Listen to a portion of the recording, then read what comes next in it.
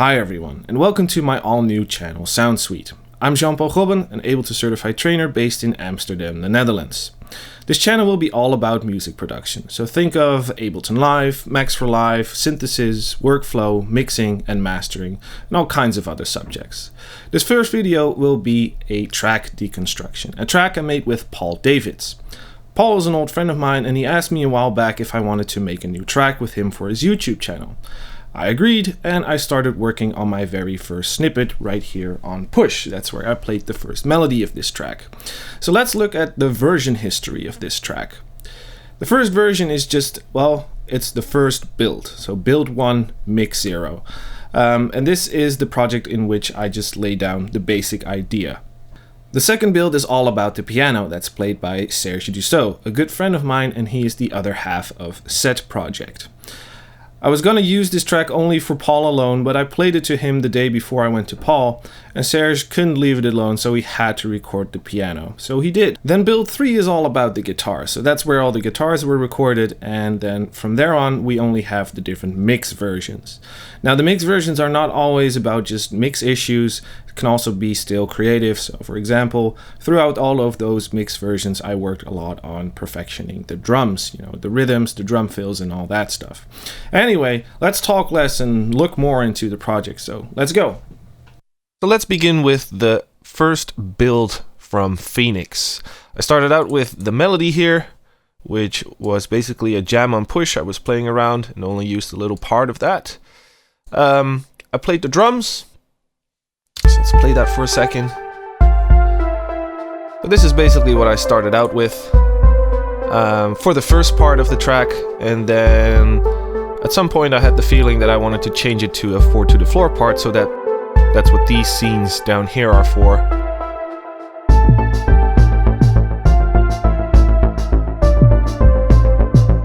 So that's just getting out of the break and then into the second part. Intensify the drums a little bit. And there we go. So these are the scenes that I started with. So I have some toms in here, some kicks in here, the drum kit, a bass synth and the lead. And then I quickly started to do the arrangement here, the very first arrangement, and as you can see, the drums are still very simple. It's just a couple of loops, but with enough difference in them that I can use them for different parts of the track and build from there. And here we are, build number 2. One thing I forgot to mention in the previous build was that there are a lot of channels that are not in use at the moment. That's simply because they're all part of a template that I usually start out with. The only major real differences in this project are the added pianos and the second lead for the first part of the track. So that's this little melody here. And then Serge's piano. And in this version it was still sounding like a normal piano. The gentleman from Native Instruments, which later on I changed. We'll talk about more on that in a little bit. And then here on the bottom we have the arpeggio together with a synth. And then here at the top we have the chords. And that's all there is to it for this version. And the next build will be all about the guitars. Alright, we're now looking at build 3 mix 0, and this is the project version that I showed up with at Paul's. So the piano was already in there, and the only parts that were added were all of the guitars. And as you can see, it's quite a bit of chaos. No mixing has been done yet, so everything still sounds pretty awful, especially in terms of the guitars and the solo. Just didn't blend that well yet, so that came later with all of the mixes. And I went through 7 versions before I reached the final mix, and that's also because, well, a lot of details were added during the mixing process. So for example, adding a lot of details in the drums, doing all the drum fills while mixing, and that keeps it fun to be creative and mixing at the same time. So yeah, that was build 3. Let's fast forward to mix 7. So here we are in the final version of Phoenix. I have a lot of channels to go through, so I'm just going to start at the top with the kicks channel. And the kicks channel is nothing other than a casual drum rack holding a lot of different samples that have all been tuned to a specific key. So depending on the scale that I'm using for this track, I can choose any of these kicks and it will fit just fine with the scale. I'm using these electronic kicks, they're techno kicks, to just add that bit of sub, because the acoustic kit doesn't have a lot of sub, and I do like that sound. There's a little bit of volume automation going on here in the intro. So actually in the beginning, it starts really soft and it intensifies towards the part where the intro ends. That's all there really is to say about the kicks. I'm going to move on to the next channel, which is the toms. And the toms, again, is a drum rack holding one sample in 3 different keys. So it's the same sample, the same 808 tom, but just tuned to different notes. So it can play along well with the bass.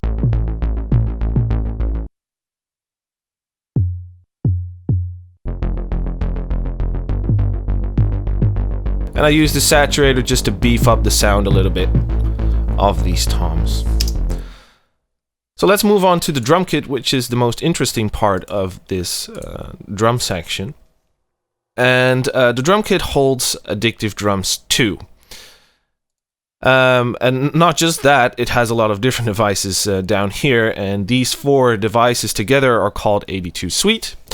I made these devices to really speed up my workflow with Addictive Drums, and AD2 Suite is available for free download on my website. I'm going to do a separate video about AD2 Suite and really explain how it works, what's going on inside of these devices, but just to give you a short and brief explanation. The problem you get when you load a plugin into Live is that you're always presented with the melodic interface on push, which is very inconvenient in terms of Addictive Drums, because then you cannot see which drum sound is located on which pad. So I made this drum rack preset that basically splits apart the entire MIDI signal so I can rearrange all of these triggers and place them at a convenient place so everything is easy to be found on push and recognizable by color. This also enables you to use the drum rack mixer. So here again is Addictive Drums loaded into drum rack, and then from left to right I have all of the different kit pieces, and I can control the volumes of those individually and obviously put effects on there. So I can mix everything in Live rather than just using the plugin, which is, in my opinion, much more convenient. Then the other 3 devices here on the left, let's start with the intensity control. The intensity control is a MIDI effect rack that basically allows you to manipulate incoming velocity values in real time. So let's play this little part and let's just play around with these knobs. So I have the main intensity here, and what this does, it increases the velocity values or decreases them. That way you can control the intensity. So if you have a low velocity value, a sample in Addictive Drums is triggered that doesn't sound very intense. It's not played with a high intensity, whereas a high velocity value triggers a sample with a high intensity. So this really offers a different way to work. You know, rather than just mixing the volume of these different kit pieces, you can actually control the intensity of each individual kit piece. So if you want to tune down the kick a bit, or you want to intensify at some part, you can automate that. Or not, you can just use it as an intensity mixer. Then the device next to that works exactly the same, but instead of controlling the intensity, it controls the random intensity, basically. So it just randomizes the velocity values with a certain amount, causing different samples to be triggered into Addictive Drums, making it all sound a bit more human, in my opinion. Then the third device is the ghost note generator, and the ghost note generator, well, adds ghost notes. You can determine which ghost notes are allowed to be generated. So, for example, 16th ghost notes, triplets, and 30 seconds. And you can determine here on the right in this list which of the kit pieces are allowed to produce these ghost notes in general. So that's one factor of deciding where ghost notes are generated. The other one is inside the MIDI clip. So whenever I have a note that's long enough for ghost notes to actually fit in there, then there is a chance that they will be generated in the duration of that note. So I hope that explains it a little bit very briefly, but like I said, there will be another video about this.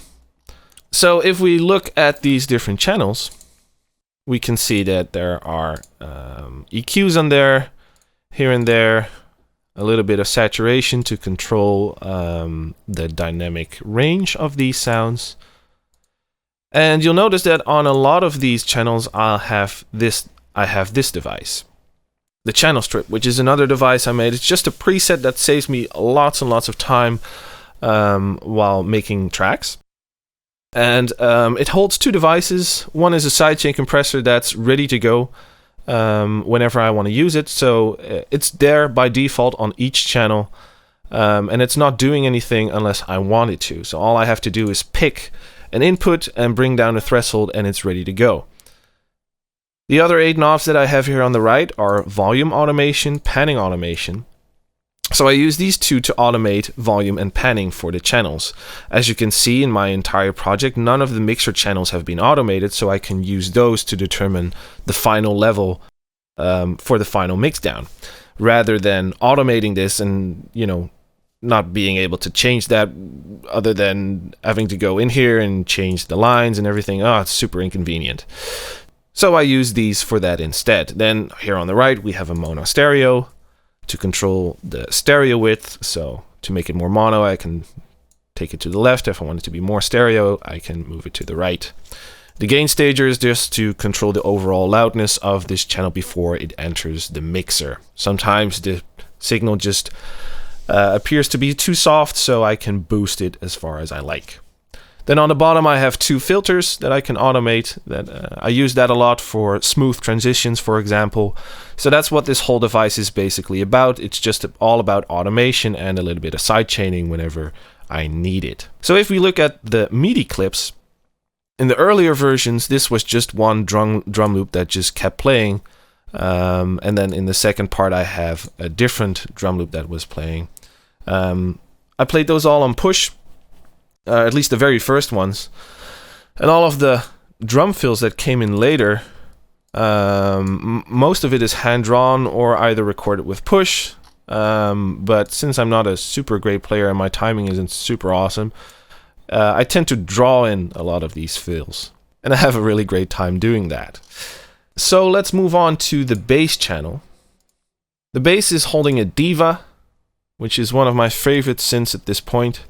It just sounds awesome, super thick, super heavy, and the quality is just astounding, really. So let's just listen to this for a second. So obviously it's playing different chords in the beginning.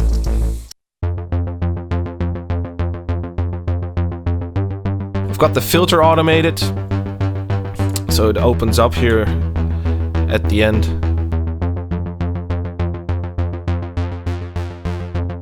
And it closes again. And I have a decapitator on here that beefs up the sound as well. I really, really like saturation.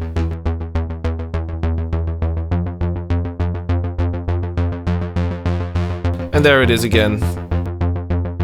The channel strip. Not much else to say here about the bass, so moving on to the synths. So the synth is the first thing I came up with for this track. It's again Diva playing. Recorded this on push, it was just one loop, and from there I built the entire track. So the thing I did after this was the drums, and after that came the bass. And obviously after that, the additional melodic parts were recorded, like the piano and the guitars. Alright, so again, some automation going on here. Some volume automation here in the middle to make some room for the guitars. Let's just listen to that for a second.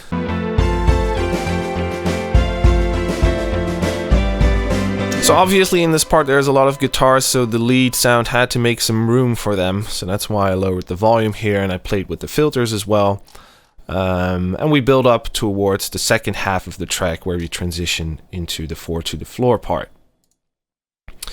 So then we have Synth 2.1 and Synth 2.2. They're playing the same notes, only 2.2 is playing octaves lower just to add some low end to the sound.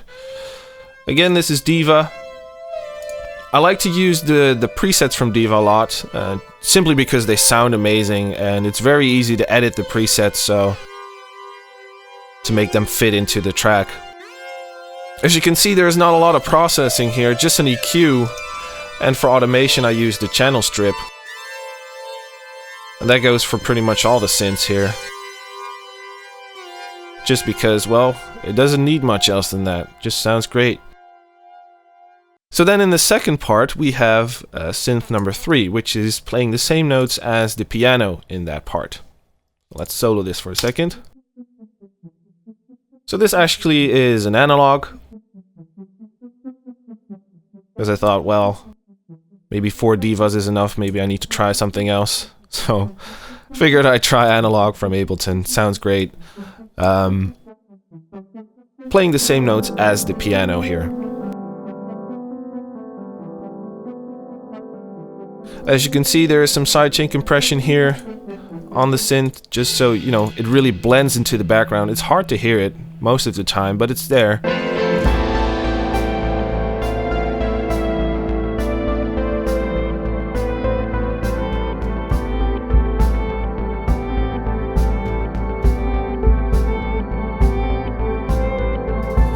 And I like playing with a synth in this case because, well, the piano was sort of an arpeggio.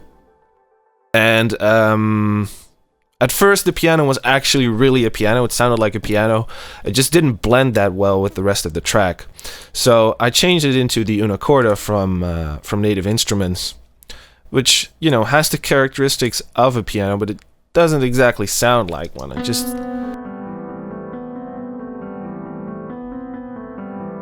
just sounds slightly different, and it blends better, in my opinion, with the electronic setting of this track. So combining that with the synth,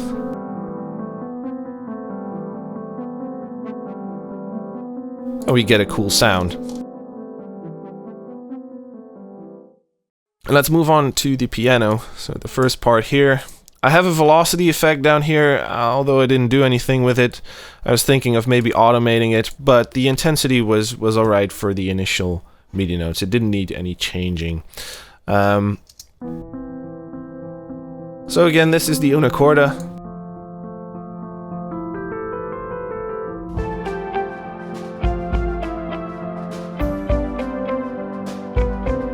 I have a little bit of EQing going on because it's very dull sounding, so I had to add some brightness and presence to it.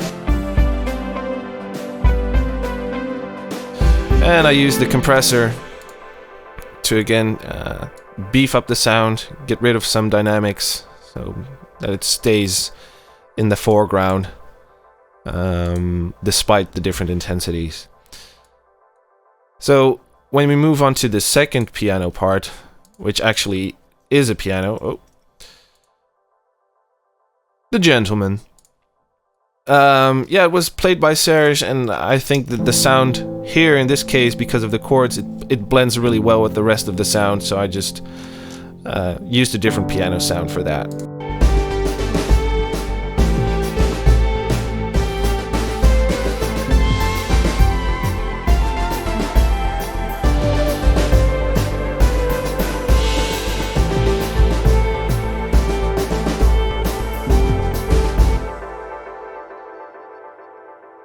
As you can hear, there is an echo going on, which comes in here in the second part.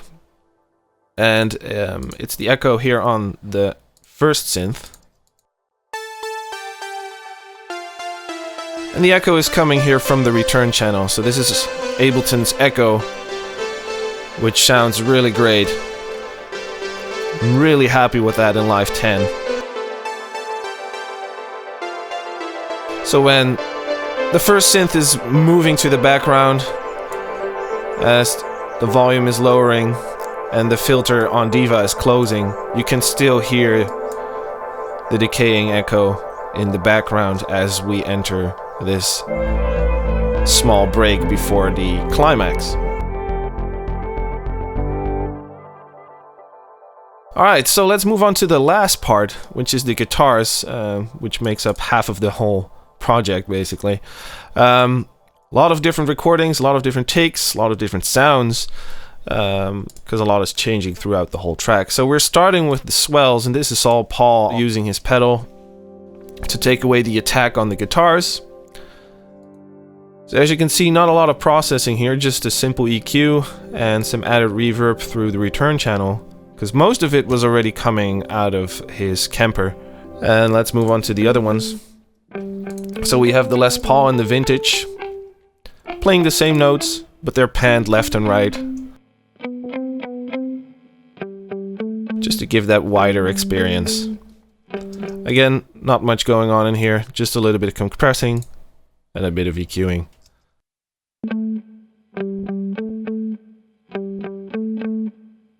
Alright.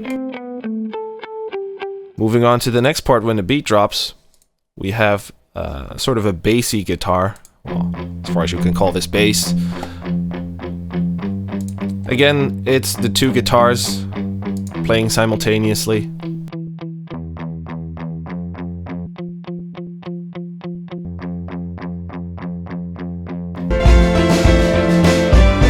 And as we go towards the transition, the guitars slowly fade out a little bit to make room for the next part. So then we have the top part as well. So this was the lower end of the guitars, and then we have the top end. So let's start with the first one, the chords. Pan to the right a little bit, because we have a lot of guitar parts, so I had to, you know, put them left and right so everything can still be heard.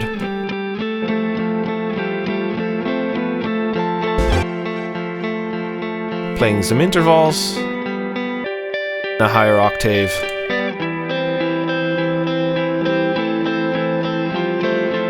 Again, here and there, some EQing and some compression, and that's all that's going on there. Now I have a little EQ cut going on here. You can hear that, it's ringing, and it's gone. So that's what the notch filters are for, they're great. And then we're going to move on to the second part of the track, and that contains this atmospheric sound from Paul. Let's listen to that. Again, he's using the pedal to take away the attack of the sound. Again, it didn't need much editing, other than a little bit of volume automation. And then here in the last part where the solo comes in, it really moves to the background because the filter closes. Also, it's being sidechained a little bit, just, you know, to put some emphasis on the beat, the 4 to the floor.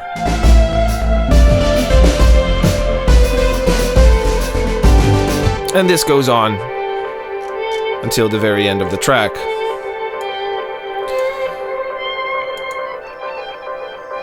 Let's turn off the echo for a second, because this part is pretty fun. I used a guitar part here that, I changed the sound dramatically. So you can hear what the original sounded like. Here's the video from Paul. Let's try it out how it sounds. Maybe it sounds rubbish, but we'll see.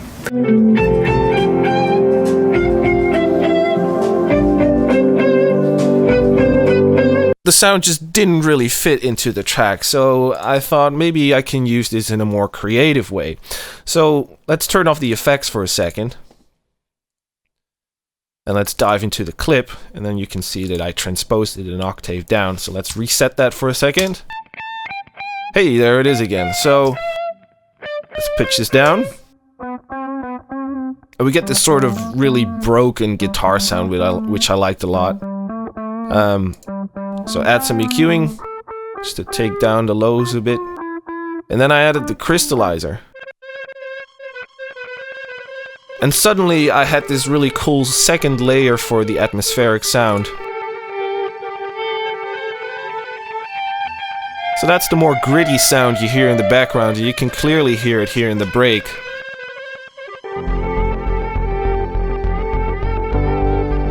And obviously you hear it too clear now because the automation is disabled, so let's re-enable that, and then you can see that, well, the filter is closing and the volume is going down.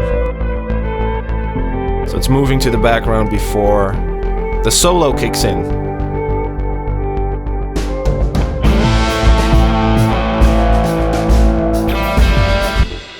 So there we are, the solo, the last part. So as Paul explained, the solo is compiled of different recordings. I had to split them on 2 different channels because I had to crossfade them in a very specific way. Otherwise I would have put it just on 1 channel. So here I used the group to do the processing. There is no processing here. This shouldn't actually be here, but whatever. So the processing happens on the group, and actually you can see that there's a lot of it. So why is that? Well, the solo sound just didn't really blend with the rest of the track, so I had to do a lot of changing there. So let's see what's going on in there.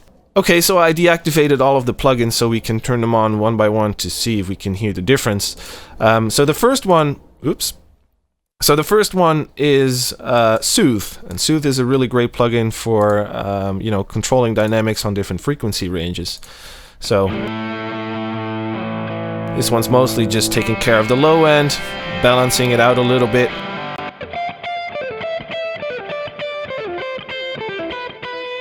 Because some frequencies were just a bit too pointy in my ears, so I use Soothe to clean that up. Then a bit of EQing. Take away some low end again.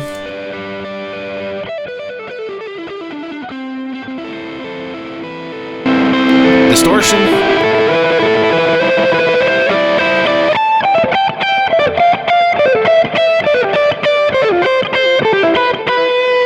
So this EQ, I really did it by ear, so I took away some high frequencies because it was just too bright. Then I used the imager to make some parts more and less stereo.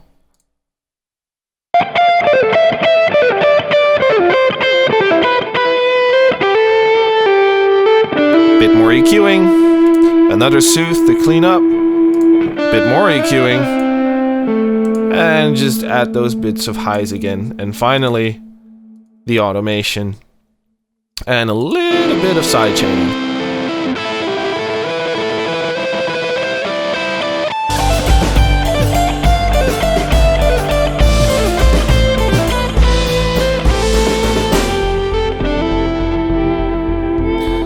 So, here we are. We went through all the channels, and I'm sure I've missed some details here and there, but I can only squeeze so much into a half-an-hour video. So feel free to ask me any questions in the comments and I'll try to answer them, or I'll make another video about it. If you enjoyed watching this video, feel free to like and subscribe and let me know. I've got a lot more videos coming down the road, so please stick with me and have a nice day. Thank you for watching. Bye.